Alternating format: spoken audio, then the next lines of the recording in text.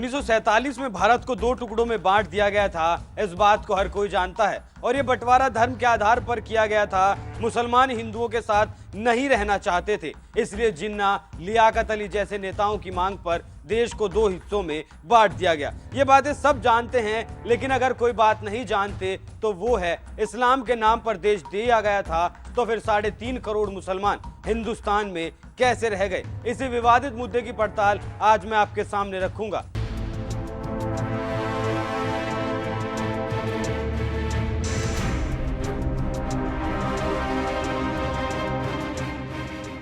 नमस्कार, NMF news देख रहे हैं आप। मैं हूं आपके साथ अभिषेक पुंडीर। जो किस्सा मैं आज आपको बताने जा रहा हूं, उसके अंश लिए गए हैं वरिष्ठ पत्रकार प्रखर श्रीवास्तव की किताब हे राम से। बंटवारे के बाद मामला था जनसंख्या की अदला बदली का, जिसके लिए नेहरू और गांधी कतई तैयार नहीं थे, लेकिन बाबा साहेब अंबेडकर और सरदार पटेल इस अदला बदली के पुरजोर समर्थन में थे। तो चलिए शुरू करते हैं। भारत पाक के बीच हिंदू मुस्लिम जनसंख्या की अदला बदली को लेकर सबसे सटीक और तार्किक विश्लेषण डॉक्टर बाबा साहेब अंबेडकर ने किया है। उन्होंने सबसे पहले 1940 में थॉट्स ऑन पाकिस्तान नाम की एक किताब लिखी थी। इसके बाद उन्होंने 1945 में इस किताब में कई संशोधन किए और तथ्य जोड़कर इसे पाकिस्तान और पार्टीशन ऑफ इंडिया के नाम से फिर से प्रकाशित किया गया, जिसमें बाबा साहेब अंबेडकर ने पाकिस्तान से जुड़ी हर मांग के बारे में हर पहलू पर गंभीरता के साथ प्रकाश डाला था, जिसमें जनसंख्या की अदला बदली का मुद्दा भी शामिल था। बाबा साहेब ये महसूस कर चुके थे कि सांप्रदायिक शांति तभी संभव है जब भारत और पाकिस्तान के बीच पूरी तरह से हिंदू मुस्लिम आबादी की अदला बदली हो जाए। उन्होंने ये बातें हवा में नहीं की थी, बल्कि उन्होंने एक डीप रिसर्च किया था, उसके बाद अपनी बात सामने रखी थी। और उनकी इस रिसर्च का आधार था टर्की और ग्रीस के बीच हुई जनसंख्या की अदला बदली। 1923 में एक लंबे खूनी संघर्ष के बाद मुस्लिम देश टर्की और ईसाई देश ग्रीस में यह समझौता हुआ था कि वो एक दूसरे की अल्पसंख्यक आबादी की अदला बदली करेंगे, और दोनों देशों की निगरानी में बिना किसी खून खराबे के इस काम को मुकम्मल भी किया गया। बाबा साहेब ने इसी रिसर्च को कहें या फिर उसी अदला बदली को ध्यान में रखते हुए अपनी किताब में लिखा था। जनसंख्या के तबादले का मजाक उड़ाने वालों को टर्की, ग्रीस और बुल्गारिया के अल्पसंख्यकों की समस्या का अध्ययन करना चाहिए, ताकि वो ये समझ पाएं कि जनसंख्या से जुड़ी समस्या का एकमात्र प्रभावकारी हल जनसंख्या की अदला बदली ही है। ये व्यर्थ होगा कि हिंदू मुस्लिम एक दूसरे को संरक्षण देने के ऐसे उपाय खोजने में लगे रहें जो असुरक्षित पाए गए हों। अगर टर्की और ग्रीस, बुल्गारिया जैसे सीमित साधनों वाले छोटे देश भी ये काम पूरा कर चुके हैं, तो ये मानने का कोई कारण नहीं है कि हिंदुस्तानी ऐसा नहीं कर सकते।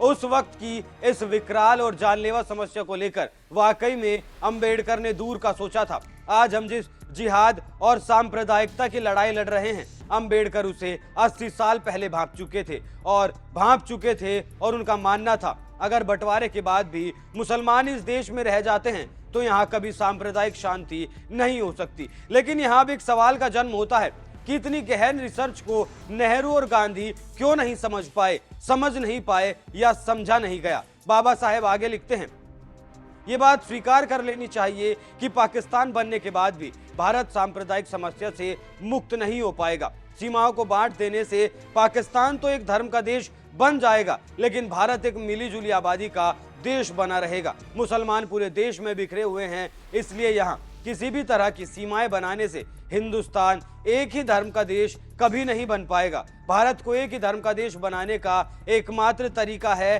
कि जनसंख्या की अदला बदली की जाए। जब तक ऐसा नहीं किया जाएगा, तब तक भारत में हिंदू मुस्लिम की समस्या बनी रहेगी। इससे तो यही समझा जा सकता है कि बाबा साहेब मुसलमानों को पाकिस्तान भेजने का पुरजोर हिमायत कर रहे थे।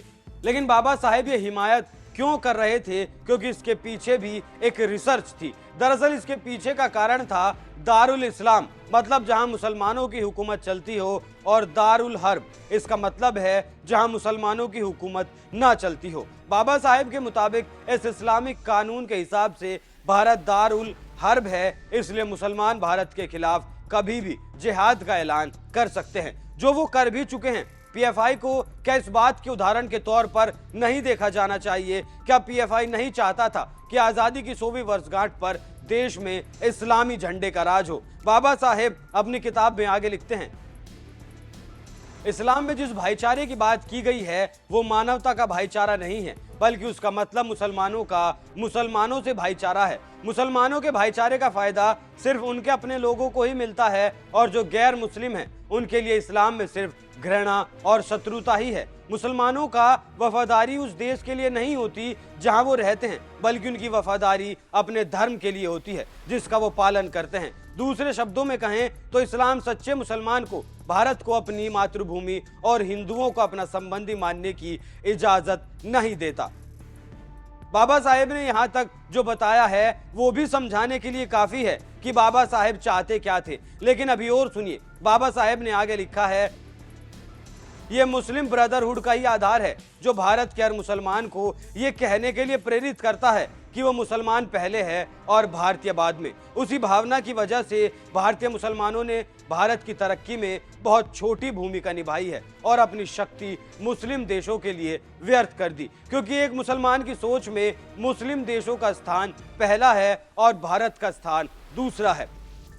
बाबा साहेब की उस वक्त लिखी गई बात को अगर आज की पृष्ठभूमि से जोड़कर देखा जाए तो याद करिए नागरिकता संशोधन कानून के वो दिन जब देश के मुसलमान का एक बड़ा हिस्सा इसके विरोध में उतर आया था। महीनों तक सड़कों को जाम कर दिया गया था, अराजकता फैलाई गई थी, दंगे भड़के थे, जबकि इस देश में रह रहे मुसलमानों को इस कानून से कोई परेशानी थी ही नहीं। आज भी ट्रिपल तलाक और हिजाब जैसे मुद्दों पर मुसलमान सरकार के खिलाफ नजर आता है। इस कट्टर सोच को बाबा साहेब 80 साल पहले ही भाप चुके थे।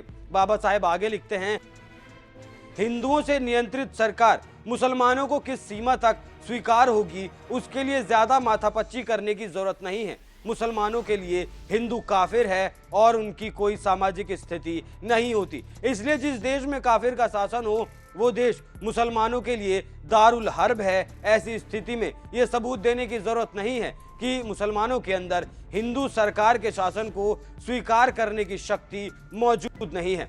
लेकिन आज इस्लामी कट्टर सोच पर सवाल उठाने वालों को इस्लामी फोबिक कहकर चुप करा दिया जाता है। मुसलमान को सरकार से खतरा है ऐसा नैरेटिव गढ़ा जाता है। ताजा मामला ही देख लीजिए, माफिया अतीक अहमद पर हो रही कार्रवाई को धार्मिक रंग दे दिया गया। अतीक के बेटे असद के एनकाउंटर को फर्जी बताकर मौजूदा सरकार पर सवालिया निशान उठा दिए गए। एक माफिया के लिए जिंदाबाद के नारे लगाए गए और मौजूदा प्रधानमंत्री और मुख्यमंत्री को मुर्दाबाद बता दिया गया। लेकिन वाकई में बाबा साहेब बेहद ही खुले विचारों के धर्मनिरपेक्ष इंसान थे। ये कोई भगाने और खदेड़ने की बात नहीं है, बल्कि जिसने जो मांगा था उसे वो लेना चाहिए था। जब धर्म के नाम पर अलग देश मांगा गया और वो दे भी दिया गया तो मुस्लिम देश में मुस्लिम और हिंदू देश में हिंदू होने चाहिए थे। लेकिन अब उम्मीद की जानी चाहिए कि बाबा साहेब के अदला बदली के विचारों को इस्लामोफोबिक तो नहीं कहा जाएगा। अब आपको ये भी जान लेना चाहिए कि उस वक्त हुए बंटवारे की हकीकत क्या थी। इस्लाम के नाम पर बने पाकिस्तान में कितने मुसलमान गए थे, कितने मुसलमान गए पाकिस्तान। बाबा साहेब अंबेडकर और सरदार पटेल ने मुसलमानों को पाकिस्तान भेजने का पुरजोर समर्थन किया था, लेकिन नेहरू और गांधी इस विचार के दूसरी तरफ खड़े थे। मतलब वो इस विचार का या कहूं कि असल में जो होना चाहिए था उसके पुरजोर विरोध में थे। बल्कि विरोध कहना थोड़ा गलत होगा, क्योंकि नेहरू गांधी ने इसका विरोध ही नहीं किया, बल्कि मुसलमानों को भारत में रोकने के लिए शाम दाम दंड भेद सबका इस्तेमाल कर डाला। और नेहरू गांधी अपनी कोशिशों में कामयाब भी रहे और इसका नतीजा ये हुआ कि भारत से उतने मुसलमान पाकिस्तान नहीं जा पाए जितने जाने चाहिए थे। गए तो जरूर, लेकिन ना के बराबर। अगर आबादी के आंकड़ों के हिसाब से इसका विश्लेषण किया जाए तो आंकड़े बेहद ही चौंकाने वाले सामने आते हैं। 1947 में जब बंटवारे को अंजाम दिया गया उस वक्त भारत की सरजमी पर 4.25 करोड़ मुसलमान रहते थे, लेकिन इसमें से सिर्फ 72 लाख ही पाकिस्तान जा पाए। बाकी के करीब 3.5 करोड़ मुसलमान भारत में ही रह गए। अच्छा, यहाँ हैरानी की एक और बात है और वो ये है कि इन 72 लाख में से 75% मुसलमान सिर्फ पंजाब के थे। मतलब जो सीमा से सटा इलाका था वहीं से वो गए थे। भारत के अंदरूनी हिस्सों से जाने ही नहीं दिया गया या गए नहीं, वो आप तक अब तक समझ चुके होंगे। ये आंकड़े खुद पाकिस्तान ने दिए हैं। 1951 की जनगणना के बाद पाकिस्तान सरकार ने अपने यहाँ आने वाले मुस्लिम शरणार्थियों का आंकड़ा जारी किया था। इसमें पश्चिम पाकिस्तान और पूर्वी पाकिस्तान, जो आज बांग्लादेश है, इन आंकड़ों में दोनों के मुस्लिम शरणार्थियों को शामिल किया गया था। तो ऐसे में साफ तौर पर बाबा साहेब की दूरदृष्टि को सराहा जा सकता है। जो 80 साल पहले कहा गया था वो आज वाकई में हकीकत साबित हो रहा है। देश सांप्रदायिकता की आग में जल रहा है और कब तक जलता रहेगा, अब तक इस बात पर कुछ भी कहना मुश्किल है। आप बाबा साहेब के विचारों पर क्या राय रखते हैं, हमें कमेंट करके जरूर बताएं। नमस्कार।